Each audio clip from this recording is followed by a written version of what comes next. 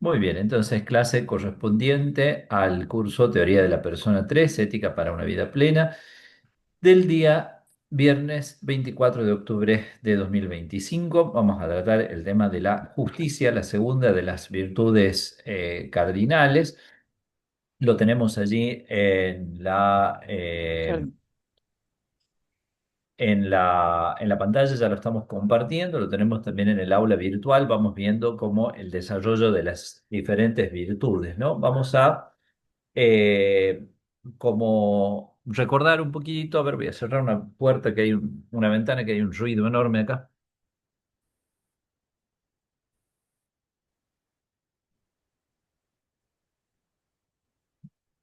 Entonces, como ya habíamos dicho en la clase pasada, no sé si me están escuchando, ¿me escuchan? ¿Me escuchan? ¿Me escuchan? Hola, hola, ¿me están escuchando? Muy muy Cortado. entrecortado, entrecortado, Ah, sí, padre. problemas posiblemente con internet. Bueno, estoy con la conexión buena que tengo, no tengo otra. Bueno, esperemos que se componga esto, sí. Pasa que hay Ahora bien, una máquina que está funcionando ahí, no sé si eso hace alguna interferencia. Bueno, entonces, como decíamos, tenemos que tratar acerca de las virtudes cardinales, estas últimas cuatro clases, de las cuales la de hoy es la segunda, tratan sobre las cuatro virtudes. Ya tratamos sobre la prudencia, ya teníamos un trabajito para hacer sobre la prudencia que alguno hizo, muy bien. Y tenemos que seguir con la justicia. Bueno, lo tenemos en el mismo PowerPoint que ya habíamos compartido la vez anterior. Están juntas la prudencia y la justicia.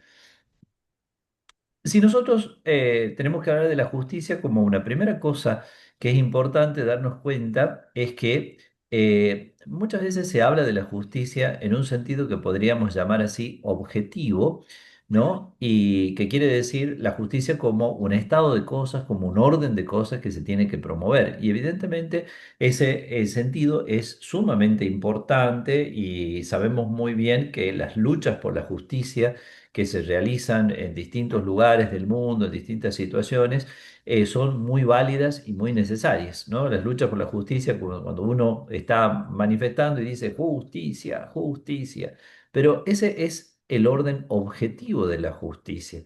Nosotros acá vamos a ver la justicia desde otro punto de vista, la vamos a ver como virtud, es decir, como una cualidad buena del alma, es decir, como algo que está dentro de nosotros, como algo que tiene que ser cultivado en nuestra interioridad. Si bien la justicia en sí misma es una virtud, Santo Tomás va a decir que es como la virtud de todas las virtudes cardinales, es como la menos estrictamente personal, es la que más se refiere a los otros, por obvias razones, ¿no es cierto? Es la virtud de las relaciones interpersonales, la virtud de la intersubjetividad. Sin embargo, es una cualidad buena del alma. Por lo tanto, nosotros ya vimos hace un par de semanas, teníamos ese trabajo sobre los valores y las virtudes.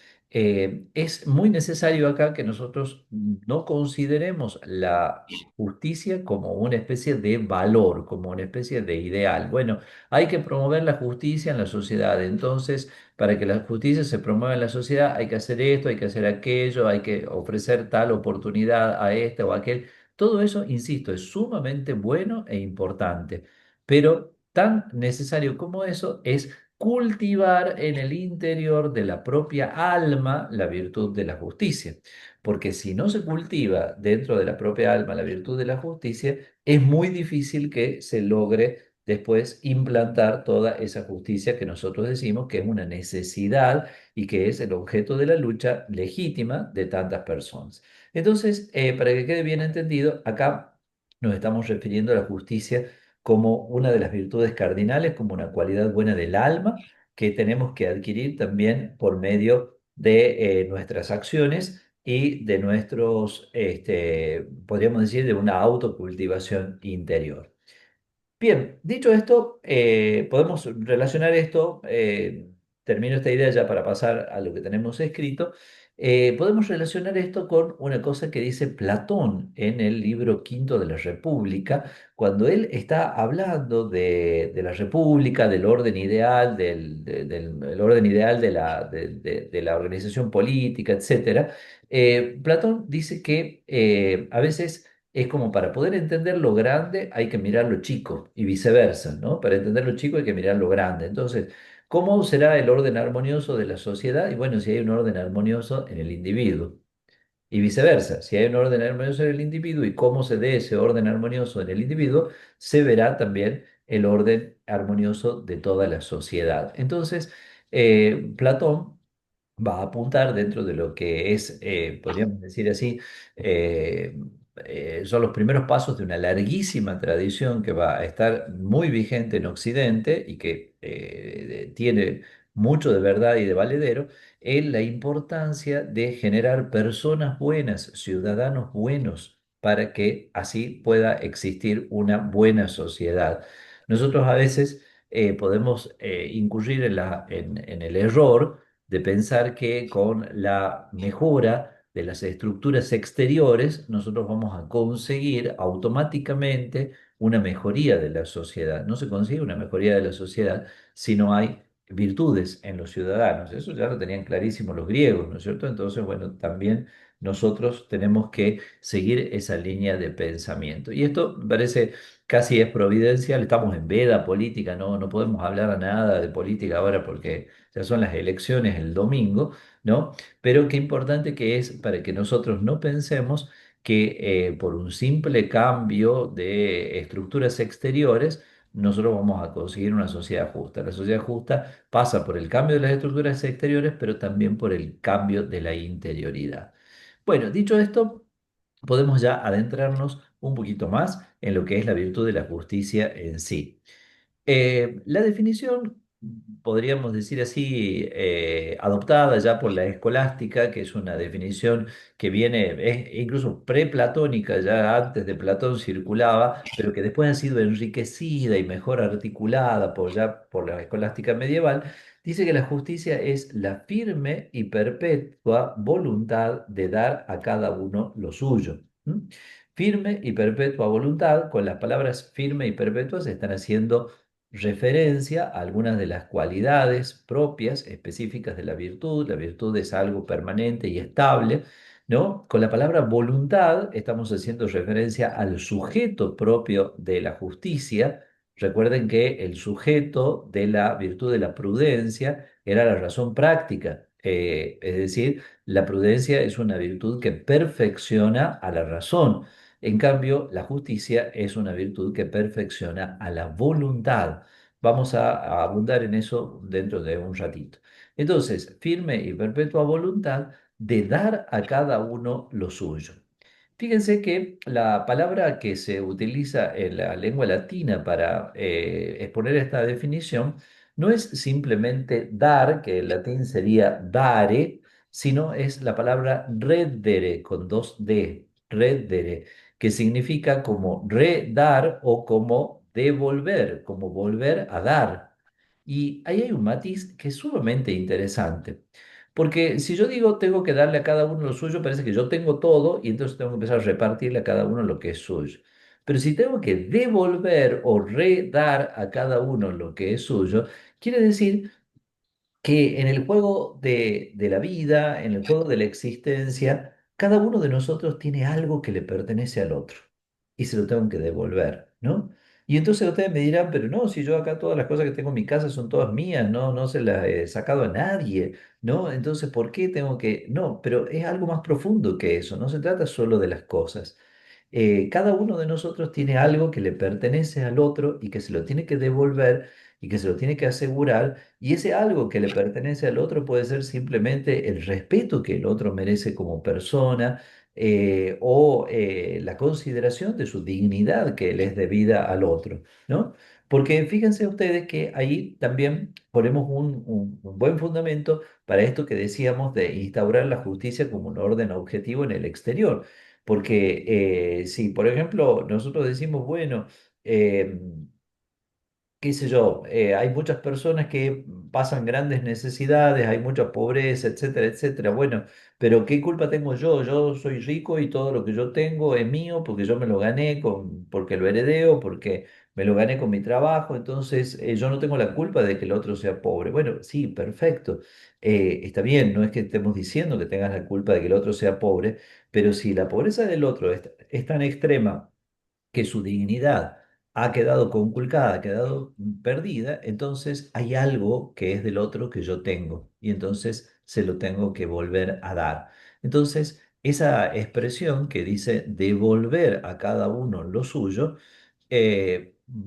nos damos cuenta de que es bastante exigente porque de alguna manera nos habla de una condición originaria donde el ser humano es acreedor de muchas cosas y en muchos casos existencialmente, concretamente, no tiene esas cosas y entonces le faltan quizás las condiciones básicas, mínimas para poder eh, llevar a cabo dignamente su vida, le falta el respeto de los demás, bueno, le faltan muchos derechos, no sé. Entonces quiere decir que es necesario volver a darle a esa persona lo suyo.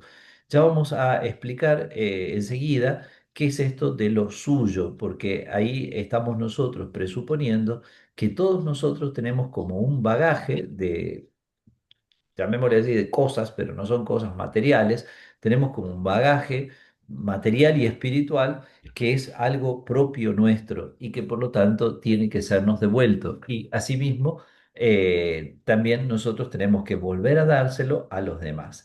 Entonces, fíjense que con estas consideraciones ya nosotros estamos como tratando de ahondar en lo que significa la justicia, más allá de que esta definición sea una definición más o menos conocida. Como les decía, es una definición que ya es preplatónica, ya los poetas o los literatos griegos hablaban de dar a cada uno lo suyo, pero son los escolásticos los que le pusieron esto, la firme y perpetua, en la sede en la voluntad, e incluso este matiz no solamente de dar, sino también de devolver o volver a dar a cada uno lo que es suyo.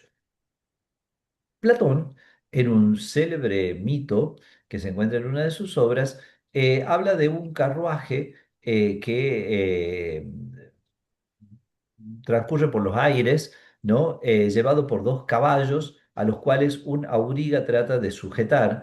Ese auriga o cochero es la razón dirigida por la prudencia y los dos caballos que tienen mucha fuerza, pero cuya fuerza tiene que ser bien encaminada, digamos, dirigida, son el apetito concupiscible y el apetito irascible, que son las dos grandes ramas o vertientes de la afectividad sensible. No se preocupen tanto por los apetitos en este momento, porque después ya lo vamos a ver eh, con detenimiento cuando veamos las virtudes propias de ellos, que son la fortaleza y la templanza. Bástenos decir por el momento que el apetito irascible es el apetito que se dirige al bien arduo, en tanto que el apetito concupiscible es el que se dirige al bien en cuanto tal. Bueno, entonces, la razón práctica, que es el auriga, está cualificada por la virtud de la prudencia, la virtud de la fortaleza, modera los impulsos del apetito irascible, la virtud de la templanza, los del apetito concupiscible. Y entonces, ¿dónde queda la justicia para Platón? Y bueno, Platón va a decir que la justicia simplemente es como una armonía entre las otras tres virtudes, utilizando esa expresión que tiene una metáfora que tiene connotaciones musicales, ¿no? La de la armonía, y que también sabemos que para los antiguos griegos y particularmente para Platón, que tiene mucha influencia del pitagorismo, hay una relación entre los números y la música, entonces la armonía es realmente un concepto importante. Pero entonces la justicia parece que no tiene un sujeto propio. En cambio, Santo Tomás de Aquino más claramente nos dice que el sujeto propio de la virtud de la justicia es la voluntad, vale decir, aquella potencia del alma a la cual la inteligencia le presenta el bien y que quiere el bien en cuanto tal, quiere el bien en general. Por lo tanto, la voluntad necesita una virtud propia que le rectifique y esa es la virtud de la justicia. No es la justicia meramente una especie de armonía o de concordia entre las otras virtudes, sino que es una virtud que se refiere a una potencia propia.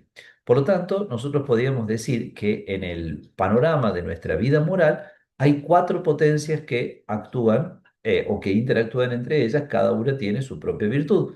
La razón, que es la que dirige todo nuestro accionar, tiene como virtud propia la prudencia. La voluntad, que es la potencia del querer, tiene como virtud propia la justicia. El apetito irascible, que es el que nosotros quizá con una expresión moderna un poco, no exactamente coincidente, pero más o menos aproximada, podríamos llamar la agresividad, ¿no? El apetito irascible tiene como virtud propia la fortaleza, que, como dice Santo Tomás de Aquino, modera los temores y las audacias. Y en cambio, el apetito concupiscible, que se refiere a todo lo deseable, a todo el bien agradable, tiene como virtud propia la templanza, que establece la moderación en todo aquello que puede ser un objeto del deseo y que particularmente se refiere a los tres grandes campos donde los deseos son más intensos, que son el de la sexualidad, el de la comida y el de la bebida. Entonces, la virtud de la fortaleza tiene como sujeto propio la voluntad, que es la potencia del querer. Ustedes acuérdense que la razón práctica dirige, pero la voluntad mueve. La razón en sí misma solo impropiamente podemos decir que mueva. Entonces ahí nos damos cuenta la importancia que tiene la virtud de la justicia y su carácter cardinal también, porque si la voluntad no está rectificada, si nosotros tenemos una voluntad débil, una voluntad vacilante, una voluntad que va y que viene de un lado para otro, una voluntad que hace como una especie de zigzag y bueno, evidentemente va a ser muy difícil que nosotros podamos llevar una vida integralmente recta. La voluntad tiene que estar rectificada, la voluntad tiene que estar fortalecida en el bien. Ese es el cometido de la virtud de la justicia.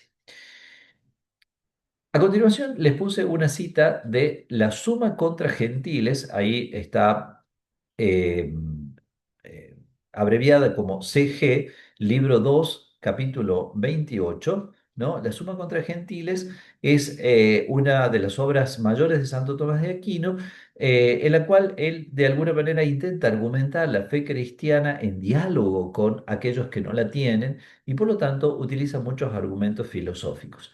Bueno.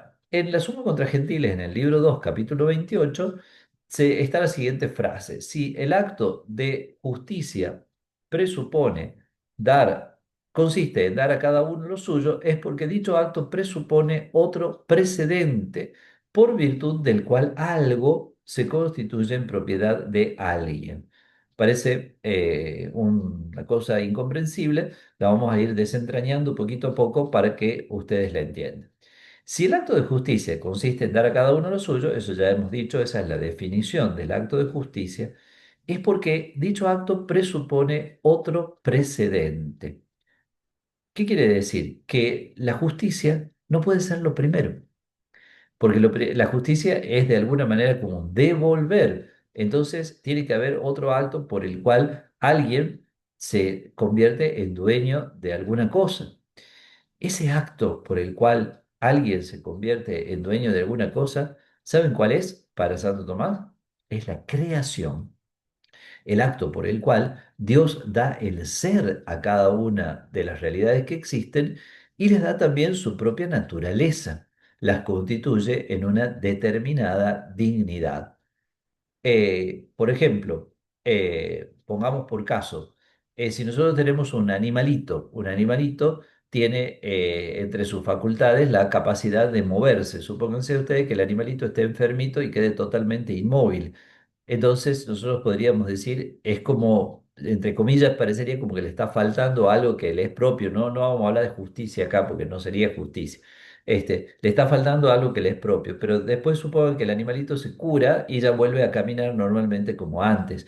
Entonces está haciendo lo propio, está haciendo aquello que es propio. Si un árbol no camina, no tenemos que preocuparnos porque no es propio del árbol caminar. ¿Se dan cuenta? Entonces, en la creación, cada una de las realidades que existen es constituida en una determinada naturaleza y por virtud de esa naturaleza se convierte en dueña de alguna cosa que es necesario que se le devuelva. Entonces, fíjense ustedes, el ser humano, por haber sido creado por una naturaleza racional, digna, trascendente, personal, entonces tiene como un bagaje de cosas que es necesario que se le den, que deben dársele en justicia. Porque allí nosotros empezamos a entender un poquito lo que decíamos antes, de que la justicia tiene como objeto no meramente dar a cada uno lo suyo, sino en cierta manera devolverle a cada uno lo suyo, entendiendo como entre comillas que alguien lo hubiera perdido, podríamos decir así. Eso se ve claramente cuando nosotros, por ejemplo, hacemos una transacción. Si yo, por ejemplo, vendo, no sé, un objeto, X, lo vendo a 100 pesos, por decir, ¿no es cierto? Yo doy el objeto, pero me tienen que devolver los 100 pesos, porque si no, no habría justicia. La justicia está cuando yo entrego lo que vendí y recibo el precio, ¿no es cierto? Entonces, allí se ve claramente eso de devolver, ¿no? Pero cuando ya entendemos ese devolver de una manera más amplia, nos damos cuenta de que lo que se le debe a la persona a veces no son tanto cosas, por ejemplo, se le puede deber a la persona cosas, por ejemplo, le debo pagar la deuda que tengo con ella, le debo pagar el salario justo, no sé, debo darle todo lo que le corresponde de acuerdo con la ley, pero sobre todo lo que le debo al otro es el reconocimiento de su dignidad. Ustedes saben que hay un filósofo francés de origen lituano que se llama Emmanuel Levinas, Levinas con B corta se escribe, que él desarrolla una ética muy particular. Levinas era de origen judío y experimentó la persecución en tiempo del nazismo porque él vive en el siglo XX. Levinas dice que el comienzo de toda ética está cuando dos personas se miran cara a cara y uno le dice al otro, no me mates, no me mates. Suena dramático, pero entendamos el contexto en el cual Levinas pronunciaba esta frase, porque él estaba frente a un semejante que se arrogaba el derecho de eliminar la vida de los demás sin ningún tipo no sé, de miramiento, ¿no? E incluso de una manera no solo violenta, sino también cruel, con torturas y demás, como sabemos que sucedió. Entonces, bueno, dice, el comienzo de toda ética está cuando un ser humano le mira al otro y le dice, no me mates. Es decir, soy uno igual que vos, tengo la misma dignidad, me debes eso, me debes el no matarme. Nosotros ya vimos en el tema de la ley natural cómo justamente esos preceptos universales como el no matar y demás son como la base, como el fundamento universal de toda la ética. Entonces, ¿a qué venía esto de Levinas? El hecho de que lo primero que se le debe al otro ser humano es el respeto de su dignidad y obviamente eso presupone e indica el respeto de la propia vida. Entonces, en esas situaciones extremas nos damos cuenta de que la cosa es así.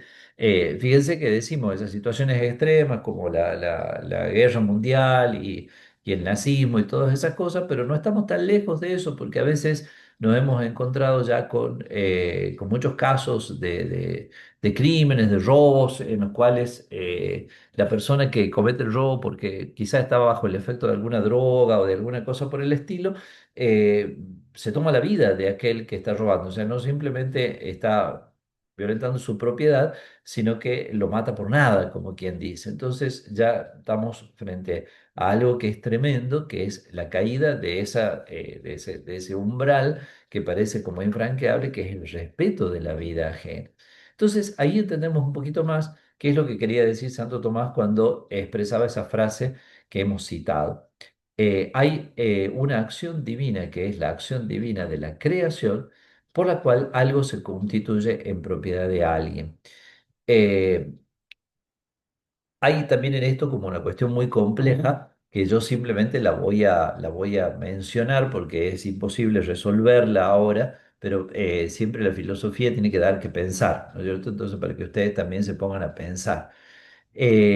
Cuando nosotros, por ejemplo, vemos, para no meternos con nuestros pueblos originarios y quizá mover alguna, tocar alguna tecla sensible, vamos, por ejemplo, a Medio Oriente y nosotros nos encontramos, nos encontramos en Oriente con que, por ejemplo, un mismo territorio es reclamado por Israel, por Palestina. ¿De quién es? ¿Quién era el poseedor originario? Bueno, si uno va a ver quién era el poseedor originario, siempre puede haber uno anterior que haya estado, ¿no es cierto? Entonces, es como que la cuestión sobre el derecho, sobre el origen del derecho, uno puede decir, bueno, pero el pueblo judío, Dios le dio, bueno, pero antes de eso estaban otros, y antes de eso tal vez estaban otros, y antes, y así sucesivamente, ¿no? Entonces, es muy difícil a veces llegar como a ese fundamento originario del derecho y el mismo derecho por practicidad muchas veces hace prescribir ciertas cosas y decir, bueno, esto ya quede como está, porque ya si nos ponemos a retroceder, no vamos a llegar hasta Adán y Eva y no vamos a resolver nada, ¿no? Bueno, eso simplemente como para que ustedes se pongan a pensar. Ahora nosotros también se genera con el tema de los reclamos de los pueblos originarios, de las tierras, bueno, que por un lado nosotros podemos decir, está bien, ellos estaban antes que los españoles. Por otro lado, a ver, pruébeme que usted es el descendiente de aquellos que estaban antes de los españoles y además pruébeme que usted ocupaba absolutamente todas las tierras que reclaman, ¿sí? Porque capaz que en esa época había tan poquita población que en realidad no ocupaba toda esa tierra que ahora reclama como propia. Entonces, bueno, hay que hilar muy fino allí y es una cuestión bastante complicada. Bueno, ¿cuál es el objeto de la justicia? El objeto de la justicia es el derecho. El derecho es como la condición objetiva de lo que a cada uno le corresponde. Entonces, el derecho establece los derechos, que ya son los derechos individuales de cada uno. Cada uno sabemos, tenemos diferentes derechos de acuerdo a la situación en que nos encontremos. Para Santo Tomás, el objeto de la justicia, que es el derecho, eh, se constituye como en un medio real, no por eso ahí lo puse en latín, medium rei, no en un medio racional, por así decirlo, sino en un medio objetivo, marcado por la misma realidad. Eh, si, por ejemplo, una cosa sale 100 pesos, yo no puedo pretender pagar 90, ¿no es cierto? Tengo que pagar los 100 pesos que sale. Es un medio real. Si, por el contrario, yo estoy tratando de determinar cuál sería la cantidad justa de alimento que me corresponde tomar, eso lo determina la virtud de la templanza, ya ahí el medio es un poquito más relativo y lo establece la razón, porque depende, si soy un muchachito de 15 años que hace mucho deporte, bueno, tiene que comer y mucho, ¿no es cierto? En cambio, si soy una persona con una cierta obesidad y marcada por alguna enfermedad, tocada ya por alguna enfermedad, capaz que tengo que comer menos. Entonces, es un poquito relativo de acuerdo a la condición de las personas. En la justicia es como es, ¿no es cierto? En la justicia no hay esa, puede haber un pequeño margen que la misma ley establezca, pero el semáforo se pasa en verde y no se pasa en rojo, no hay un punto medio. Bueno, en amarillo no se debería bajar la velocidad y pasar con mucha prudencia, o ya frenarse y no pasar, ¿no es cierto? Entonces no queda ligado a un poco a la discrecionalidad del sujeto, como puede suceder en el caso de las otras virtudes, ¿no? Bueno, en la justicia entonces el medio es un medio real o un medio objetivo. Para que se establezca una relación de justicia, tiene que haber algunas condiciones que solamente se dan en la interacción entre los seres humanos. ¿M? Primero que nada, tiene que haber igualdad. Segundo, alteridad. Y tercero, exigibilidad. Explicamos un poquito esto. Igualdad quiere decir que los seres humanos somos todos iguales en cuanto a seres humanos. Pero, por ejemplo, si dos personas concursaran para un cargo docente y una persona tiene el título habilitante y la otra persona no, evidentemente ahí no hay igualdad. Entonces, nosotros no podríamos decir vale tanto uno como el otro, ¿no? Entonces, la igualdad tiene que ser considerada no solo en cuanto a la igual naturaleza humana, sino también en las condiciones objetivas en las cuales nosotros estamos planteando esa situación de justicia. Si vamos a concursar por un cargo médico y va un médico recibido y un curandero, el curandero no puede decir, ay, me están violentando la igualdad porque yo soy igual ante la ley que él, yo soy tan ciudadano como él, entonces yo también tengo derecho a... No, bueno, pero en este caso se trata de un cargo médico, entonces usted por más que sepa mucho en teoría, no sé, de acuerdo con su ciencia, va a saber qué es, ¿no? Usted no está habilitado para esto. La segunda condición es la alteridad. Evidentemente la justicia se tiene que dar de uno hacia otro, no se da en relación con lo que es de uno mismo, ¿no? Entonces, típica situación, la mujer que le saca dinero al marido porque el marido se olvidó de dejarle el dinero para comprar alguna cosa esencial para la casa, ¿no? Entonces, uno podría decir, ¿le está robando al marido? No, no le está robando, sí. El dinero es familiar, en todo caso, tal vez habría que decirle a esa familia que se organicen un poquito mejor, que dialoguen un poco más entre ellos, que no estén así en esas situaciones medio como enojosas, que de golpe faltan las cosas y todo porque alguien no se acordó que tenía que dejar el dinero, etcétera, ¿no? Pero entonces propiamente ahí no hay una cuestión de justicia e injusticia porque no hay alteridad, ¿no? Entonces yo no me puedo hacer justicia a mí mismo, ¿no? Me debo un helado de chocolate ahora que hace calor, ¿no? Bueno, es una manera metafórica de hablar, pero no estricta, nadie se debe nada a sí mismo, ¿no? Nadie es ley para sí mismo y nadie se debe nada a sí mismo, ¿no?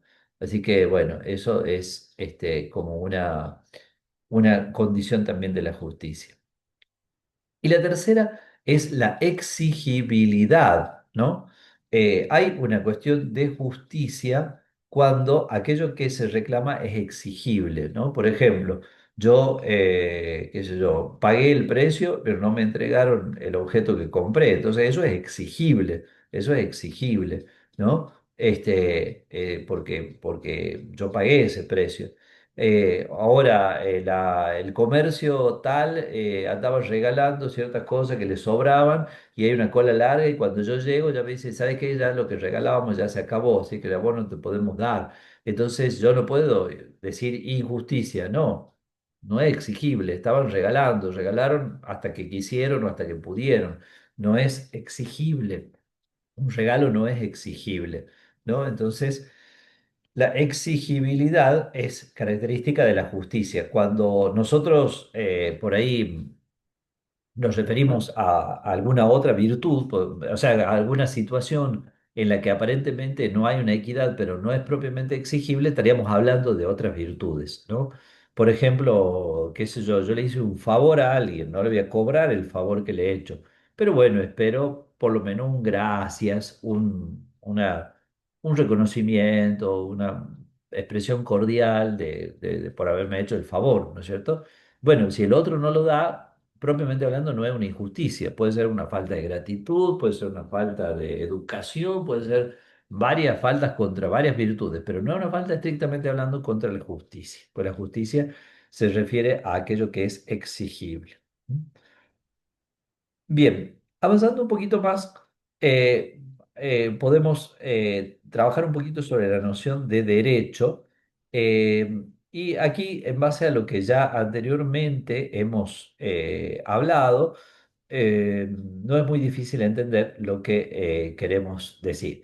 El fundamento del derecho dice allí, el derecho, acuérdense, es el objeto de la justicia, como explicábamos, es la naturaleza. Eso ya lo explicábamos porque decíamos que por la creación, todos hemos sido constituidos en una determinada naturaleza y por lo tanto eso nos hace acreedores de algunas determinadas cosas que no es cierto que deben sernos dadas, ¿no? Entonces, el fundamento del derecho es la naturaleza. Ahora, es importante saber distinguir entre el sujeto de derecho y el objeto de derecho. ¿Por qué es importante esta distinción? Porque hoy en día, en el ámbito del derecho como ciencia, en el ámbito de las ciencias jurídicas, hay lamentablemente muchos equívocos que circulan y que, bueno, no, ya es difícil son difíciles de corregir porque ya están muy metidos, pero nosotros por lo menos tratemos de pensar rectamente para no cometer esos mismos errores. Sujeto de derecho es solamente la persona humana. Sujeto de derecho es solamente la persona humana. Entonces, uy, ay, ay, ay.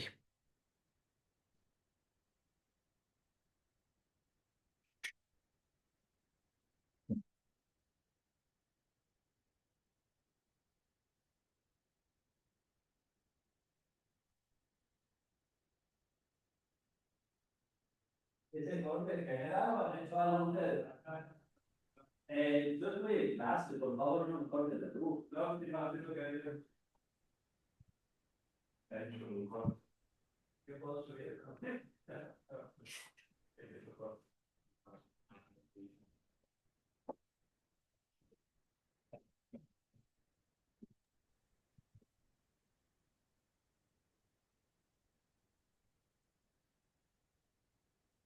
Hola, hola, ¿me escuchan?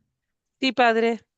Ay, acá los técnicos que están cortaron la luz, se cortó todo de internet, todo. Bueno, volvemos. Entonces estábamos, sujeto de derecho, me parece que voy a tener que volver a grabar. Vamos a ver si eso es verdad o no. Vamos a ver. No se cortó la transmisión, padre, ¿no? Bueno. Así que No, parece que sigue grabando. Bueno. en la mía dice que está grabando. Perfecto. Entonces, sujeto de derecho es solamente el ser humano, ¿no? Solamente el ser humano. Nosotros por ahí vamos a encontrar que, no sé, por decir con todo respeto, ¿no es cierto? Con la mona Chita, que era un gran personaje de la televisión cuando nosotros éramos pequeños, la mona Chita tiene derecho a que la traten bien en su cautiverio o que la devuelvan a la selva. Es un modo impropio de hablar, aunque lo utilicen los jueces, porque por ahí ha habido sentencias judiciales que han mandado que los jueces, que el zoológico, no sé, libere a la mona o le dé condiciones tales o cuales a la elefanta o no sé qué más, ¿no es cierto? Es una manera impropia de hablar. Los animales no son sujetos de derecho, porque no son humanos, no son humanos. Los animales, ¿eso qué quiere decir? Que podemos maltratar a los animales, hacer lo que queramos con ellos, etcétera, etcétera. No, no quiere decir eso. Si uno maltrata a un animal, eso habla de la pobreza de la propia humanidad. Es decir, que uno, no sé, supongamos que uno sea una bestia y se pone a castigar al animal inútilmente e injustificadamente, entonces, bueno, eso habla de la pobreza de la propia humanidad, de una persona que es incapaz de dominar su agresividad, su ira, su enojo, no sé qué, ¿no es cierto? Pero no podemos nosotros decir que los animales como tales sean sujetos de derecho, por más cariño que le tengamos a los animales. Porque si nosotros los hacemos sujetos de derecho a los animales, los tenemos que hacer sujetos de todos los derechos. ¿Mm? Entonces, hasta el perro hasta te va a heredar. ¿Mm? O no sé, o no vas a poder, no sé, deshacerte del perro, comprarlo, venderlo, ¿no es cierto? Si diera el caso, ¿no? Y después, por supuesto, hay otras posturas mucho más radicales. No podríamos comer un bifecito de carne ni ningún producto de origen animal, ¿no? Porque sería como una violación de los derechos de los animales. Entonces, esa concepción equivocada hay que corregirla de raíz. Los animales no son sujetos de derecho, solamente son sujetos de derecho los seres humanos. Y nosotros estamos ante ese equívoco nefasto, por ejemplo, que hace que hoy en día el juez dicte sentencia a favor de la chimpancé Juanita y se eliminen miles y miles de niños en el seno de su madre como si nada. Entonces, cuando esos niños tienen reconocimiento humano por parte del derecho en otros ámbitos, porque ese niño, por ejemplo, puede heredar. ¿M? Puede heredar. Si su papá muere mientras está en el vientre materno, después cuando nazca va a ser heredero. Entonces, ¿cómo es eso? ¿No? Ahí nos damos cuenta de la tergiversación, es decir, del error que se comete, digamos así, en este tipo de situaciones, poniendo a los animales como sujetos de derecho. Objeto de derecho son las cosas y, en algunos casos, las acciones de los seres humanos. Por ejemplo, si yo me comprometí a cortar el pasto de tu jardín por 1.000 pesos, no, no, espero que no paguen 1.000 pesos, sería muy miserable.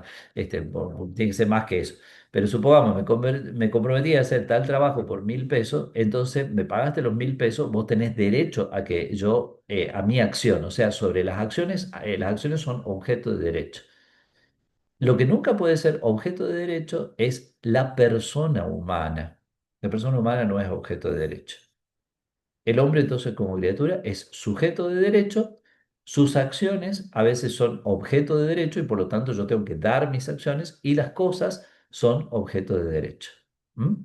Entonces, estableciendo claramente esa distinción, es como que nosotros nos ahorrábamos después muchos otros tipos de problemas que vienen a como contaminar, por así decirlo, la concepción adecuada de la realidad de las cosas. ¿M? Entonces, sujeto de derecho es solamente el ser humano, en cualquiera de las instancias de la vida en que se encuentre, incluso en la instancia terminal, incluso cuando se encuentra en vida vegetativa, sigue siendo sujeto de derecho, ¿no? Objeto de derecho son las cosas, pueden ser también incluso los animales, y objeto de derecho son las acciones de las personas. El derecho es irrevocable. ¿En qué sentido decimos esto? No en que no se pueda adquirir o perder derechos, que eso claramente según la ley se puede adquirir o perder. Por ejemplo, si yo me porto muy mal, bueno, la ley me quita algunos derechos. Por ejemplo, me quita el derecho a la libertad, me mete preso, o me quita el derecho, no sé, a ejercer alguna cosa pública, por ejemplo, algún cargo público o civil, etcétera. ¿No es cierto? Entonces, eso es como lo que decimos que se pueden ganar o perder derechos, pero lo que es el núcleo esencial de los derechos, ¿no es cierto? El núcleo esencial de los derechos relacionados con la misma naturaleza humana es irrevocable, no se puede perder. Avancemos un poquito para que podamos llegar a tiempo y vamos a detenernos en este triangulito que nos establece las partes de la virtud de la justicia. Las partes de la virtud de la justicia. Ustedes recuerdan que muy rápidamente explicamos cuando hablábamos de la prudencia, esto lo teníamos acá, que hay partes integrales, partes subjetivas y partes potenciales. Aquí nos interesan las partes subjetivas, o sea, las especies de la justicia. Las especies de la justicia son las que se reflejan en ese triángulo que muestra a la sociedad, podríamos decir así, en una relación dinámica con los diferentes individuos. Cuando nosotros ejercitamos la justicia entre los individuos, estamos en el horizonte de la justicia conmutativa. La justicia conmutativa es la que establece las transacciones entre los individuos. Por lo tanto, cuando yo, por ejemplo, hago una compra-venta, cuando hago un contrato que se establece entre particulares, ahí rigen los principios de la justicia conmutativa. Y la justicia conmutativa normalmente tiene como principio fundamental la igualdad. La igualdad, o sea, que tanto doy, tanto recibo, ¿no es cierto? Sea que compre, sea que venda, sea que trabaje y me paguen un salario, etcétera, ¿no? Bueno, pero la justicia conmutativa no es la única dimensión de la justicia. En las sociedades marcadas por una ideología individualista, suele suceder que la única justicia que se tiene en cuenta es la justicia conmutativa, es decir, la sociedad se mira simplemente como un conjunto de individuos, cada uno realice lo mejor que pueda su propia eh, proyecto en el mundo y bueno, y si van quedando algunos en la banquina de la vida, mala suerte para ellos, ¿no es cierto? Pero no, existe también la justicia llamada legal, que es evidentemente la que el individuo debe al conjunto de la sociedad, no solamente, no hablemos solamente del Estado. El Estado es el órgano directivo de la sociedad, el órgano directivo de la sociedad. Pero no es que yo le deba tanto al Estado como tal, sino a la sociedad en su conjunto. La sociedad sí tiene como una condición, por así decirlo, ontológica, es decir, existe como tal más allá de la suma de los individuos, de la recolección de todos los individuos. Entonces, lo que el individuo le debe a la sociedad está marcado por la justicia legal, así llamada porque es la que está establecida en las leyes y porque su objeto principalmente es el cumplimiento de las leyes. ¿Qué tenemos que hacer los individuos respecto a la sociedad? Cumplir las leyes. Las leyes están para cumplirlas. Por supuesto que esto ya nos metería dentro de toda una serie de cuestiones muy complejas que hacemos cuando hay leyes injustas y, bueno, en algunos casos, si es posible y hasta necesario y hasta obligatorio, oponerse a algunas determinadas leyes, ¿no? Porque ciertas leyes son netamente malvadas, inicuas, ¿no es cierto? Y finalmente, la justicia que la sociedad en su conjunto ejerce hacia los individuos es lo que se llama la justicia distributiva. La justicia distributiva tiene como palabra de orden no tanto la equidad o igualdad como era la justicia conmutativa, sino la distribución, la proporcionalidad. ¿M? Entonces, la justicia distributiva no es solo distribuir las ganancias, ¿no es cierto? Si el Producto Bruto Interno de un país es muy elevado, ¿no es cierto? El Estado puede decir, bueno, vamos a repartir todas las ganancias a todo el mundo para que todo el mundo tenga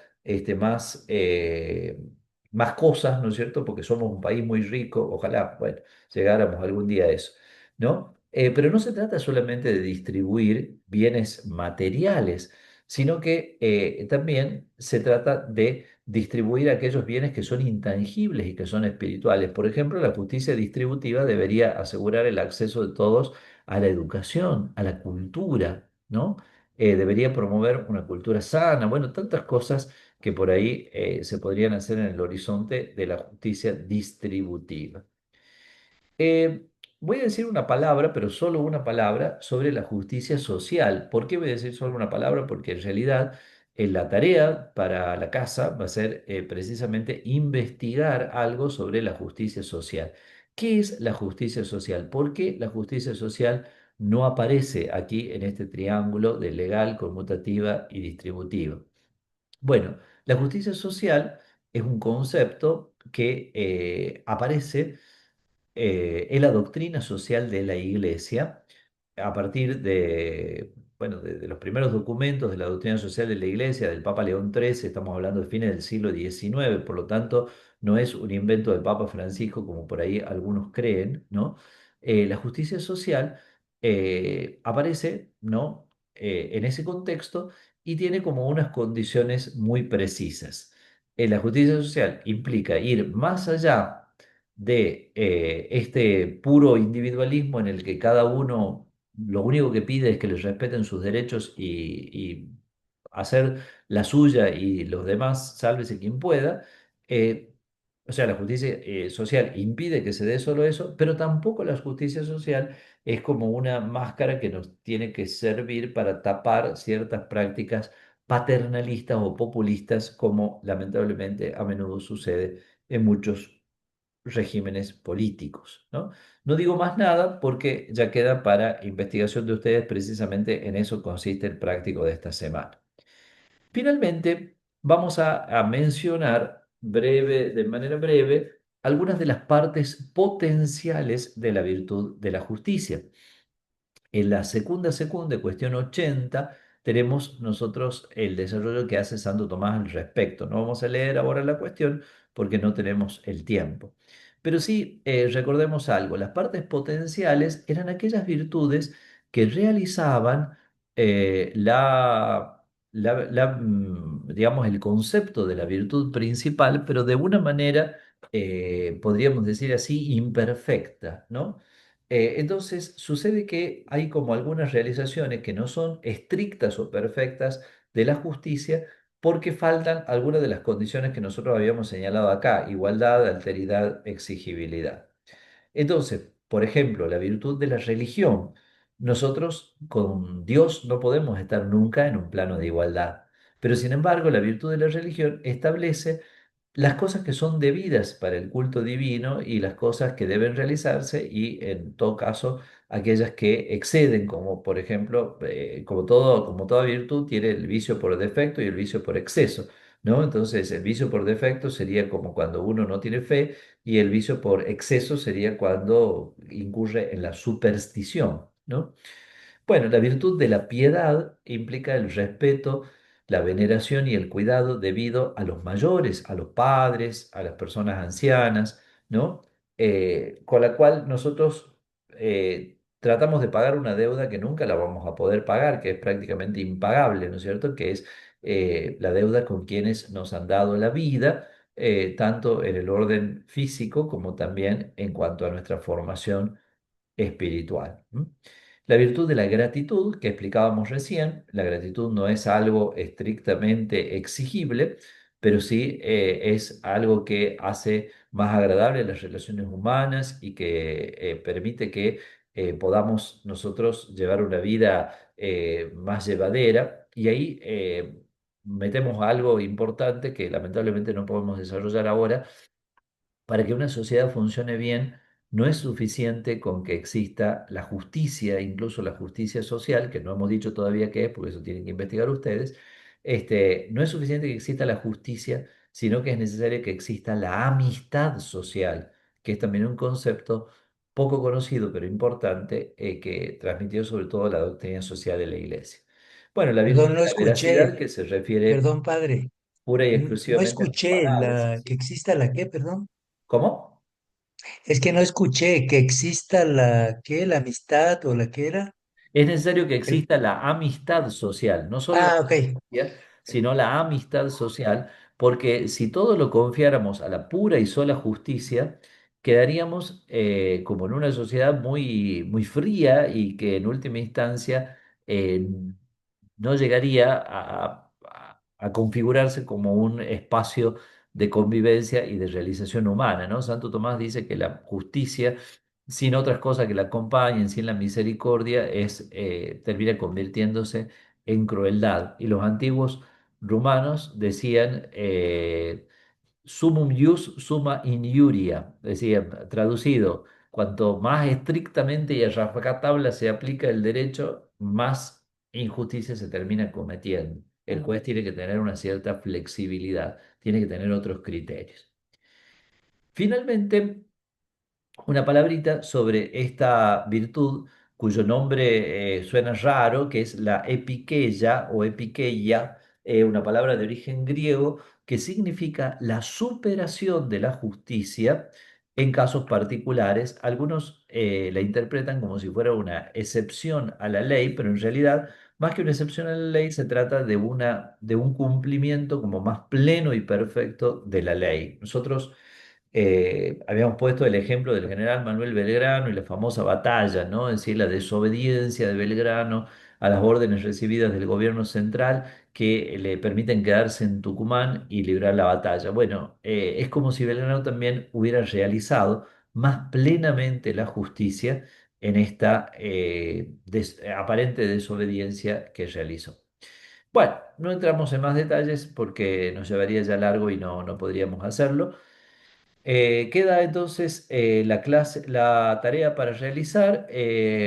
Algunos están quizá con algunas tareas retrasadas, traten de irlas poniendo al día, ¿no? Y después, ya si Dios quiere, la próxima clase, que va a ser el último día de octubre, les voy a ir contando ya cómo sería el trabajo final con el cual nosotros daríamos por cerrado y tendríamos la posibilidad de acreditar este curso. Ok. Muy bien. Yo estoy retrasado, admito, Sí, pero me retrasé por lo que le expliqué en un correo, sí, pero ya sí, me estoy sí poniendo al recuerdo. día porque ese no es solamente hacer las tareas, sino también es leer. Pues yo leo y voy realizando las tareas, pero ya la próxima semana ya voy a estar al tiro porque ya salí de esa situación. Gracias. Perfecto, no hay problema, hay tiempo todavía. Yo simplemente recuerdo y por ahí les ha recordado también el auxiliar de la clase, que es el profesor Marcos Lord, mandando algún mensaje, algún correo a los que quizás estarían un poquito más retrasados. Bueno, entonces, si Dios quiere, será hasta el próximo viernes y quedamos en contacto a través de los canales habituales por cualquier cosita. Que tengan Gracias, buenas tardes. padre. Buen fin Gracias, de, Gracias. Padre. gracias, Gracias. Nos Hasta gracias. luego. vemos. Buen fin de César, Andrea. Chao, Nos vemos. chao. Chao, chao.